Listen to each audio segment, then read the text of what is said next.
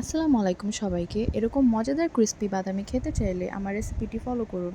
প্রথম আমি একটি প্যানে বাদাম নিয়ে নিব এবং বাদামগুলি ভালো করে লাল লাল করে ভেজে নিব। লাল লাল হওয়ার পর সেইগুলো আমি হাত দিয়ে ডলে নিব যাতে বাহিরের খোলসগুলি সহজেই বের হয়ে যায়।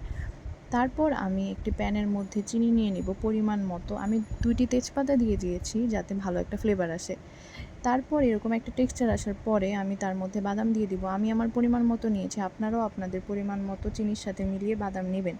তারপর একটি প্লেটের মধ্যে আমি ঘি নিয়ে নিলাম। ঘি দেওয়ার পরে আমি ওটাকে ঘিয়ের উপরে ব্রাশ করে দিলাম। তারপর আমি এটাকে নাড়তে থাকবো যতক্ষণ পর্যন্ত ওই পারফেক্ট ইটা না আসে। তারপর যখন এরকম একটি টেক্সচার আসবে তখন আমি এটাকে নামিয়ে নিব। নামিয়ে আমি এটাকে প্লেটের মধ্যে সুন্দর করে ছড়িয়ে নিব। আমি সুন্দর করে সেট করে নিচ্ছি যাতে এটা সমানভাবে চারদিকে ছড়িয়ে যায়।